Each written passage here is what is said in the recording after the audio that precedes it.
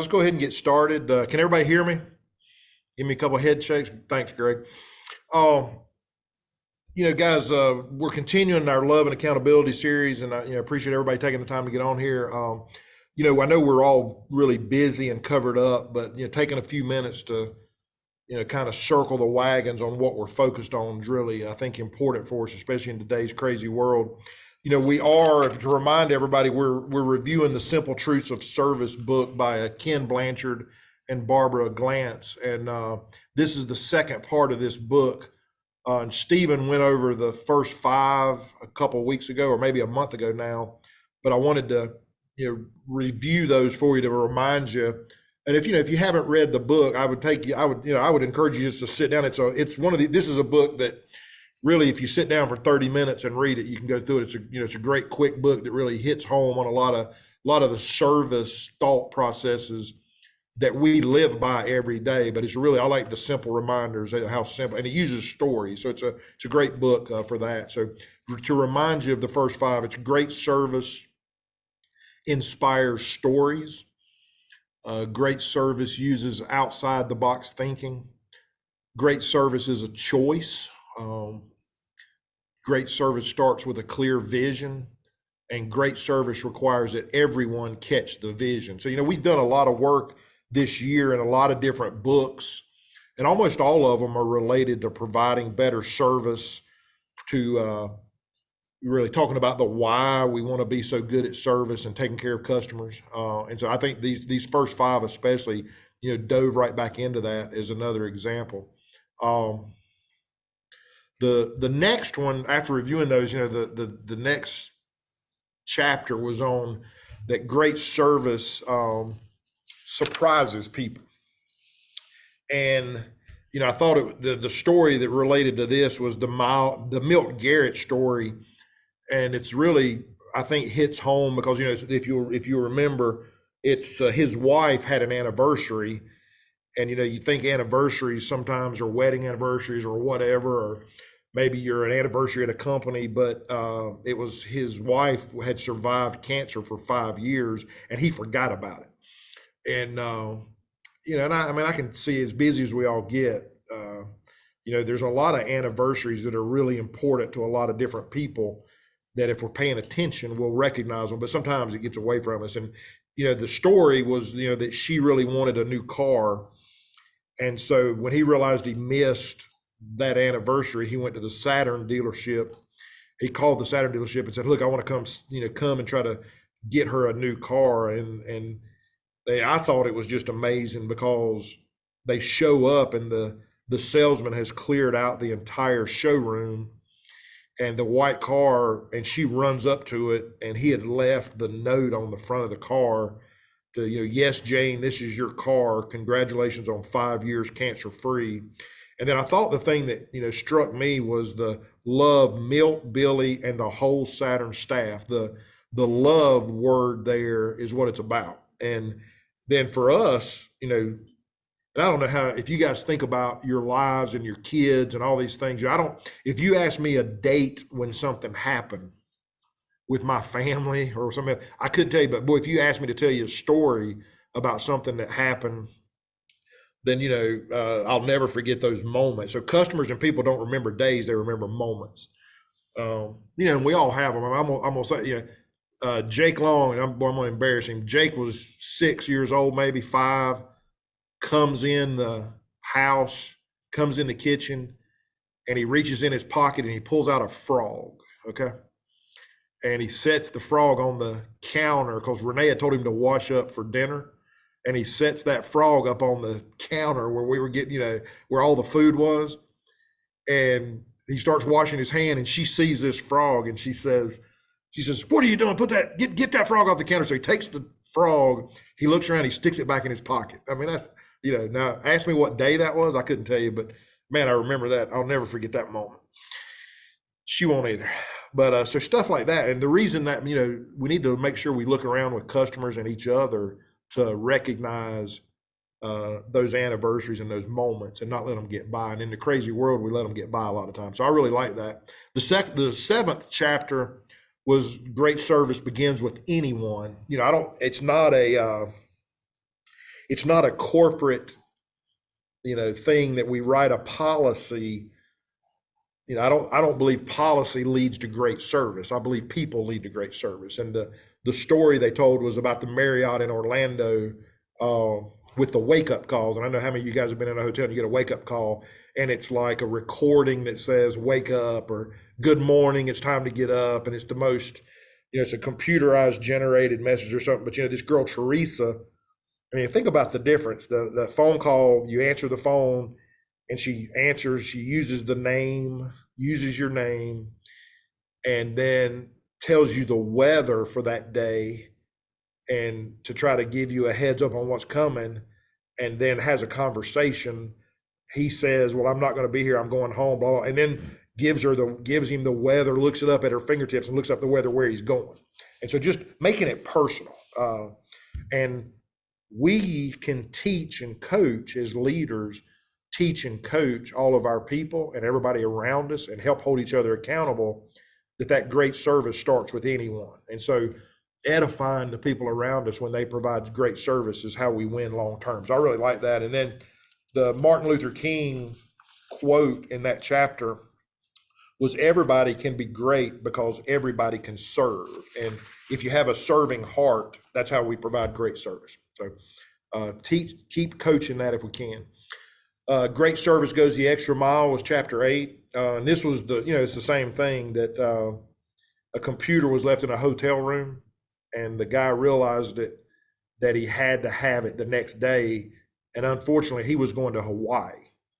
And so he had to have his computer to do a presentation in Hawaii. And the staff person that was in charge of getting it to him just didn't trust the overnight couriers. And boy, we can all relate to that. So she, instead of taking the chance, she got on an airplane and flew to Hawaii. Now, my first thought was, wow, she flew to Hawaii, and it was 3 days in between the return flight. But it wasn't. But it's really about taking that extra mile. Can you imagine that guy's face when she showed up and handed him that computer? He'll use Marriott's forever. We need to see if we can go that extra mile every time we can. 9 was great service brings customers back. And everybody's heard about Nordstrom's service, or most people have, about how they had empowered their people to do whatever it took to take care of customers. There's an old tie story. There's where a guy was on a business trip, and on 10 o'clock on Sunday morning, he realized he didn't have a tie, and he had to go to this, and the guy came and opened the store to let him get a tie, and those kind of stories. But this one is perfume, where his wife had a certain perfume, and the clerk, the assistant, the salesperson went to another store and bought the perfume at another store, brought it back, gift wrapped it, and charged them the exact same amount that they had paid in the store. And they'll never go to this guy will never go to another store, especially you guys that try to go do stuff like that. You need all the help we can get, don't we? And that particular salesperson made this husband just look so much better, first of all, but put his mind at ease to be able to find something that he needed. And that's what we should be doing. We should be putting customers' minds at ease, so that they'll come back. That goes a lot to how we want to communicate in our business. I know we're seeing a lot, because we're busy, where customers are having to chase us to get information that we should be giving them up front. And to me, this goes to that, where if they're having to chase us, we're really not providing the level of service that we should. So great service brings customers back. And then the final one, the 10th chapter, was great service comes from the heart. And I know this really resonated with me. Great service is not the easy path. Great service is definitely not the easiest thing to do.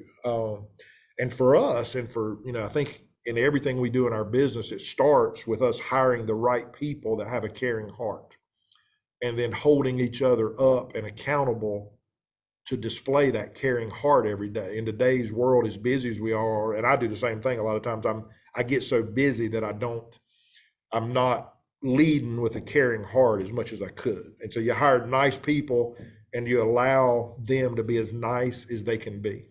You want people to be nice and talk to customers and be friendly, and that is how, at the end of the day, you display that, you know, great service comes from the heart. And I think we've done a great job of that. We've got people that care all across the company, and it's a testament to all of you guys and what you do and who we hire.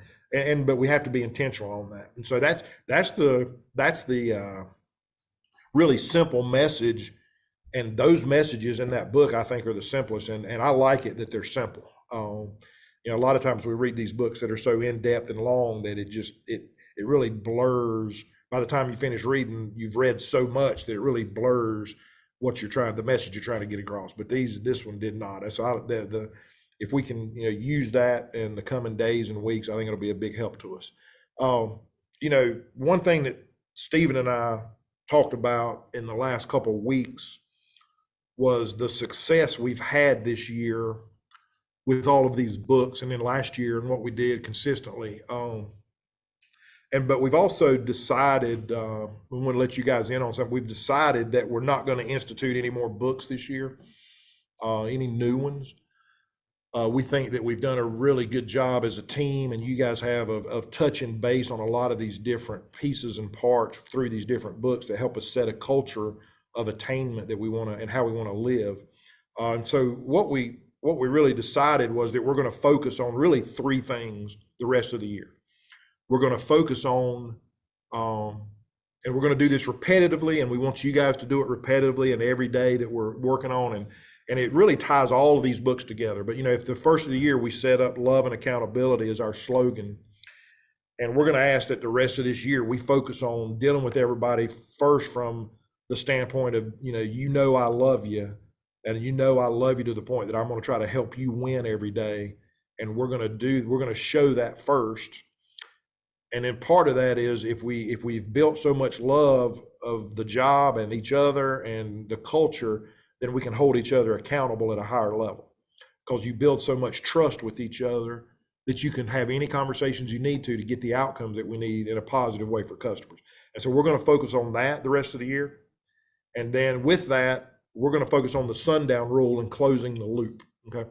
We think those two things, along with the love and accountability, if we communicate with each other and we communicate externally with customers every day, and if we'll focus on this the rest of the year, that we're going to deliver the sundown rule and close the loop. And we added the close the loop to the end because I do think we're struggling a lot at times because of the busyness, that we'll let it creep in, that we really don't close the loop internally as much as we need to. I think we do a better job externally than we do internally. If Greg Cox asked me to do something, I may go do it, but if I'm not careful, doing it is not the end.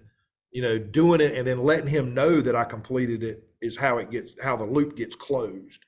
And so I think we need to expand where we say it's done. You know, we say, okay, I took care of it, but does Greg know, or does, the guy, whoever you're dealing with, know that you finished it, so that, hey, listen, it's good to get credit. Does anybody here like to get credit when something goes well? Yeah.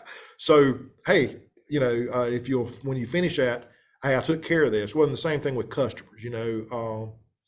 We think the equipment's coming in tomorrow. I should get notification this afternoon that the equipment's coming. When you get that notification, let the customer know. Don't wait and until they email us, and then that goes back to the customer, having to chase us, and then us having to chase each other to get information. So hopefully the sundown rule, where everybody knows what's going on by the end of the day, and then we close the loop. So I hope that'll resonate with you guys.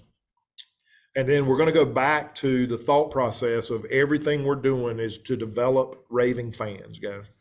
I really think this strikes home, across the board, internally and externally. Back to the love and accountability through the sundown rule, and using those two to develop raving fans. And I think it's just as much internally, so that we can do it externally easier. And because I think if we're not really developing trust and partnership and making it personal internally, because if I make somebody a promise internally, by God, I'm going to deliver it. But if I'm loose with it, then it's harder to win for customers externally. So we're going to ask you guys to, the rest of this year, we're going to focus on these three simple things: love and accountability, the sundown rule, closing the loop, and developing Raven fans. And I hope we believe at this point that if we shift gears a little bit and repetitively talk about those things, that'll be how we cross over the gap to really get that become a stronger and stronger part of our culture. So guys, that's it today. I hope all you guys have enjoyed it. 4:47, that's a new speed record. I know all you guys are enjoying that. But guys, thanks for all the attention to the details. It's middle of summer, and it's been, we're really humbled. Stephen and I are humbled, and really appreciate all the work going into all the success with each other and the customers, guys. And just keep up the good work, and just thanks a lot. We'll see you soon.